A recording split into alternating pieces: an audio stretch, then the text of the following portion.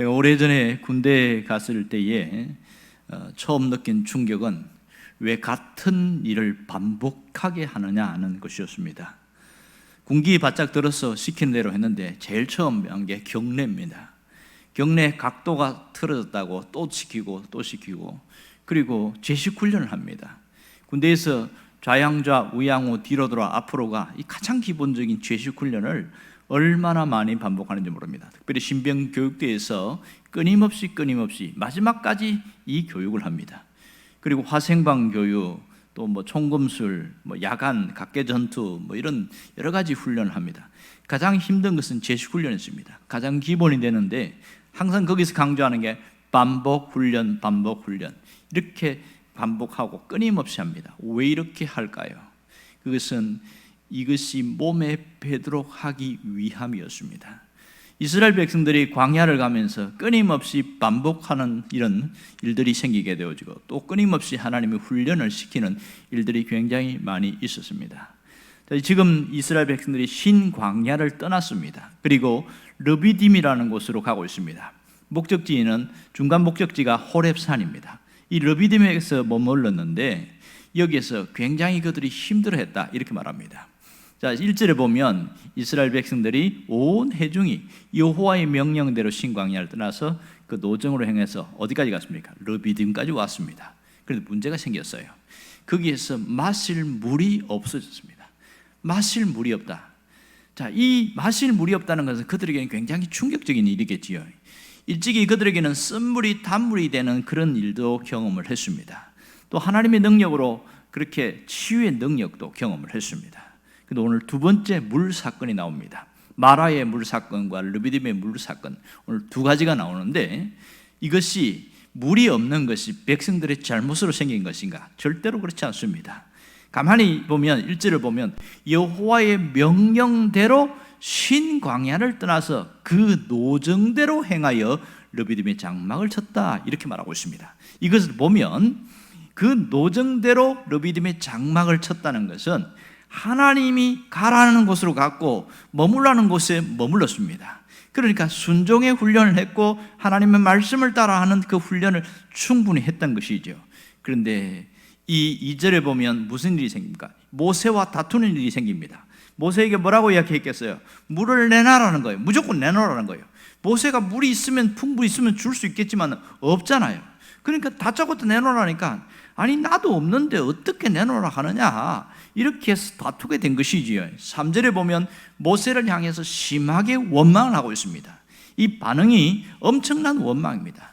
어찌하여 당신이 우리를 애굽에서 인도내서 우리 자녀와 우리 가축이 목말라 죽게 하느냐? 어디서 많이 듣던 소리 아닙니까? 이것은 홍해 직전에 있을 때에도 애굽에 매장지가 없어서 우리를 이 광야에서 죽게 하느냐, 이 얘기와 비슷하잖아요. 보면 툭하면 원망하고 이런 일들이 굉장히 많이 반복되고 있습니다. 그러면 이 길을 하나님이 인도해서 왔는데 물이 없는 곳으로 하나님이 이끌었다는 것이 특징입니다.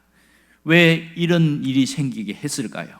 왜 이런 고통스러운 상황에 놓이게 했느냐는 겁니다.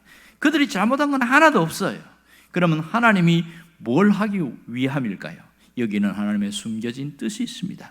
그것은 이스라엘 백성들에게 하나님을 의지하는 훈련을 시키고 있습니다. 어떻게 하든지 하나님을 의지하게 하기 위해서입니다. 특별히 어려운 상황이나 위기 상황일수록 절대적 의지를 하는 그 훈련을 하나님은 끊임없이 반복하고 있다는 것을 알아야 됩니다. 하나님은 처음부터 하나님이 누구인가를 보여줬습니다. 그것이 10가지 재앙이었습니다. 홍해 사건도 하나님이 누구인가를 보여줬습니다. 이런 엄청난 기적을 통해서 하나님이 뭘 원했을까요? 무슨 일이든지 나를 의지해라. 어려운 상황이 생기면 무조건 나를 의지해라. 하나님이 훈련시킨 게 딱 한 가지입니다. 어려운 거 아니지요. 마라에서도 쓴물이어서 먹을 수가 없을 때 그 물을 먹고 복통을 일으켜서 떼굴떼굴 구르는 사람들에게 모세를 통해서 단물을 만들었습니다. 이렇게 해서 만들었는데, 자, 여기서 뭘 깨닫게 하는 겁니까? 물보다 더 중요한 것은 하나님이라는 것이고 하나님을 의지하는 훈련을 시킨 것이지요. 그 다음에 16장에 보면 만나와 메추라기 사건이 나타납니다. 거기서 그들이 원망함에도 불구하고 하나님이 책망하지 않았습니다. 그들의 필요를 공급했습니다. 그것이 만나였습니다. 저녁이 되면 메추라기 떼를 하나님 보내주셨다는 겁니다. 이 놀라운 일들은 왜 이렇게 반복적으로 하나님이 말씀하고 있습니까? 가장 단순한 것이지만 하나님을 의지하는 것, 그걸 배우라고 한 겁니다. 17장에서 와서 오늘 이 르비딤에서 물이 없을 때에 뭐 하라는 겁니까? 하나님을 찾고 하나님을 의지하고 하나님께 요청하고 전적으로 하나님을 의지해라, 이 훈련을 시키고 있는 겁니다. 오늘 우리에게 주시는 영적인 메시지가 뭘까요? 내 인생의 기울기는 어디로 향하는가를 보기를 원합니다.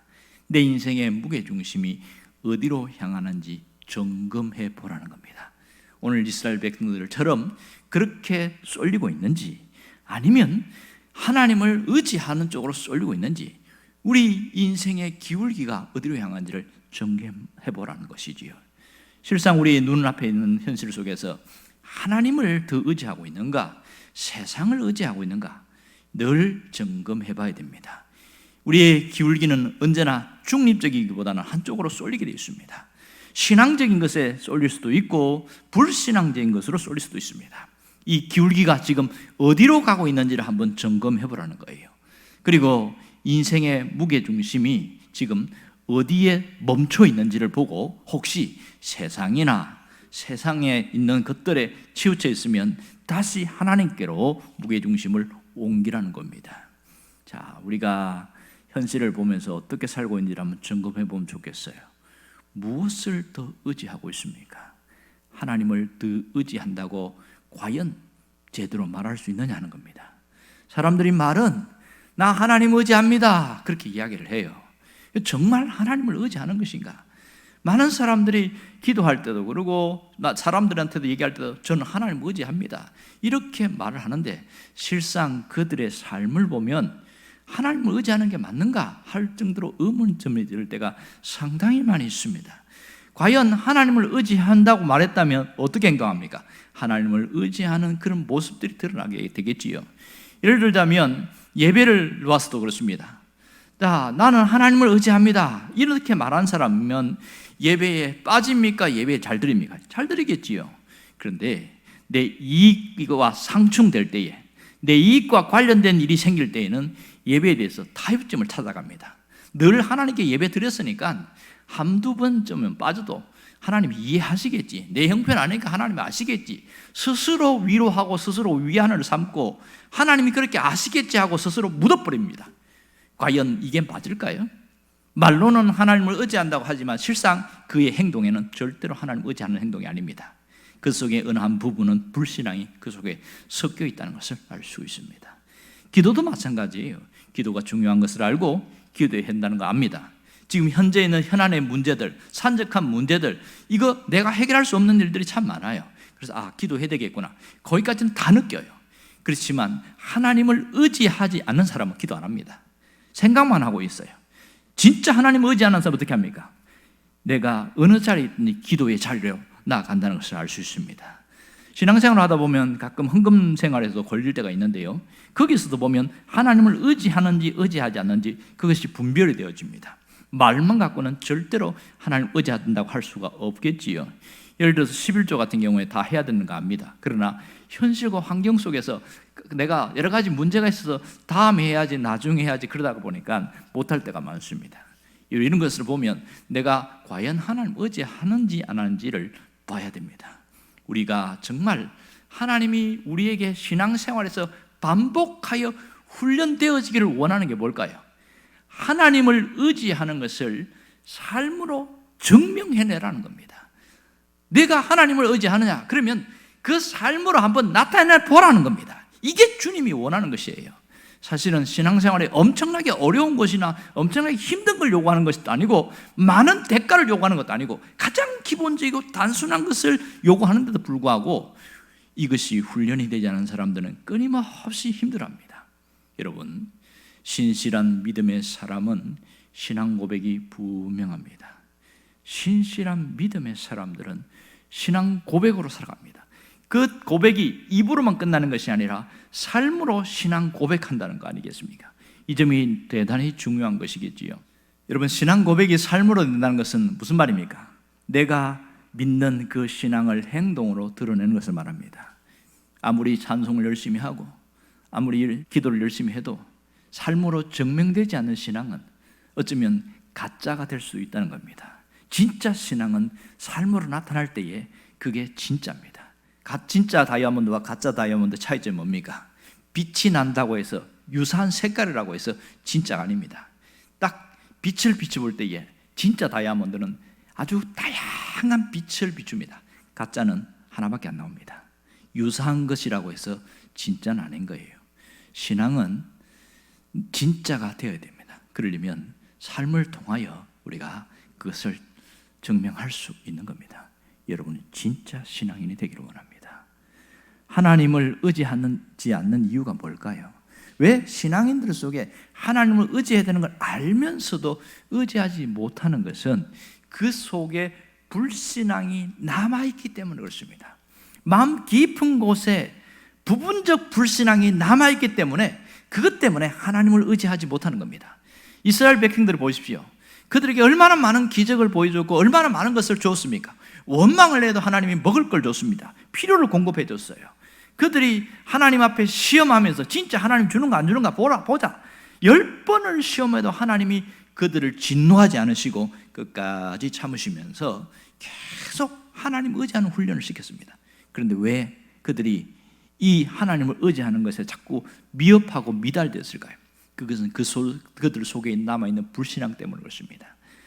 우리를 광야로 인도했지만 진짜 우리를 어떻게 하는가 보자 이런 마음들, 의심들이 있고 그래서 자꾸만 하나님의 인도와 하나님의 말씀에 대해서 시험대로 삼으니까 그것이 그들에게 신앙으로 자라지 않습니다. 홍해 사건도 경험했죠. 구원의 사건도 경험했지만은 그런 많은 것들이 그들에게 온전히 신앙화되지 못하고 있던 겁니다.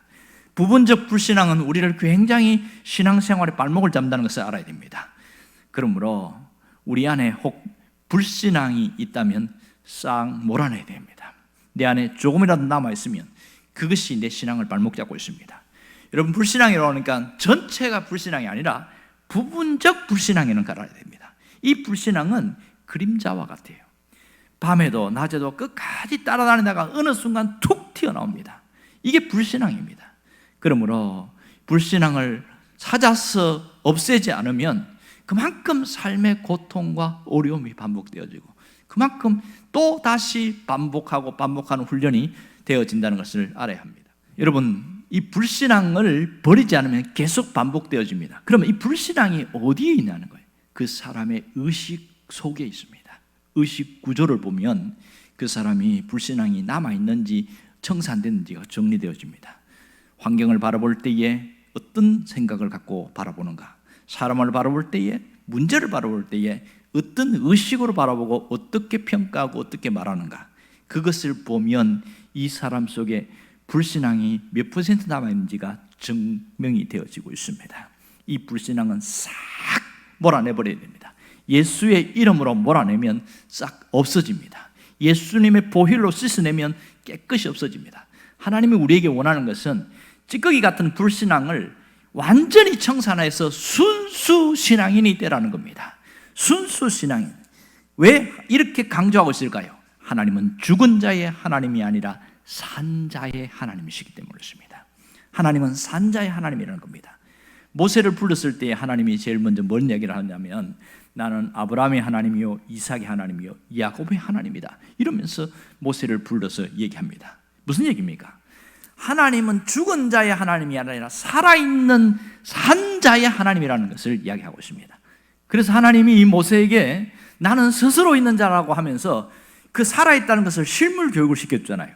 지팡이를 가지고 던져봐라 했더니 뱀이 되고 다시 또 잡으니까 또 이게 지팡이가 되고 여러 가지 기적을 통해서 실물 교육을 보여줬습니다. 이스라엘 백성들에게는 만나와 메추라기는 하나님은 살아있는 분이시고 산자의 하나님이라는 것을 강조하고 있는 겁니다. 그런데 이들이 이걸 깨닫지 못하는 거예요. 그러니까 하나님을 죽은 하나님 취급하며 사는 겁니다. 하나님을 죽으신 분 취급한다는 게 뭡니까? 하나님은 기적도 능력도 지금 우리 현실에 행하지 않는 사처럼 그렇게 믿고 생각하고 살아가는 사람들이 있다는 겁니다. 교회 오긴 옵니다. 신앙생활을 합니다. 그러나 내 삶 속에 하나님의 능력, 하나님의 역사, 하나님의 기적이 나타나지 않기 때문에 죽은 자 하나님처럼 취급합니다. 여러분, 죽은 것과 살아있는 것의 차이점 뭔지 아세요? 죽어 있는 것은 떠내려갑니다. 바람이 불면 낙엽이 휙 흘러가는 것처럼 바람 따라서 쏠려갑니다. 물에 나뭇잎이 떨어지면 물의 물결에 따라서 떠내려갑니다. 이게 죽은 거예요. 그러나 살아있는 것은 똑같은 물고기라도 떠내려가는 물고기가 있지만 물을 거슬러 올라가는 물고기 있잖아요. 무슨 차이입니까? 살아있기 때문에 그렇습니다. 신앙도 마찬가지입니다.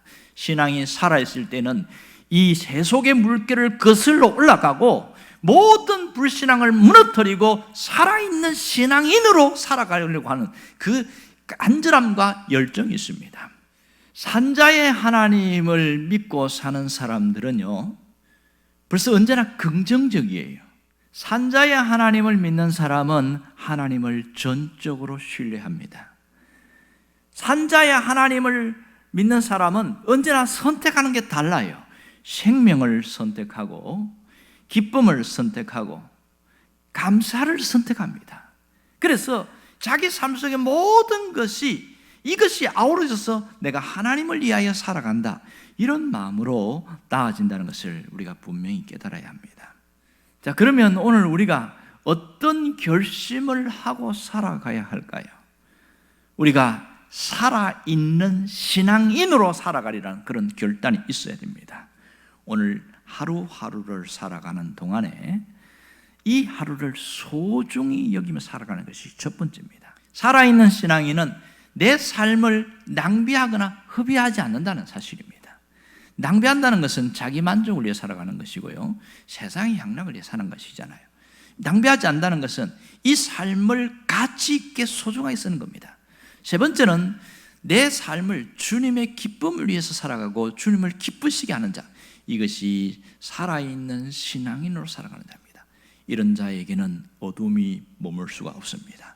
이런 자에게는 불행이 한 길로 찾아왔다가 7길로 도망가 버립니다. 하나님과 함께하고 하나님과 동행하고 하나님의 역사를 나타내는 능력의 신앙인이 되어지는 겁니다. 여러분이 그 주인공이 되기를 주의 이름으로 축원합니다. 기도하겠습니다.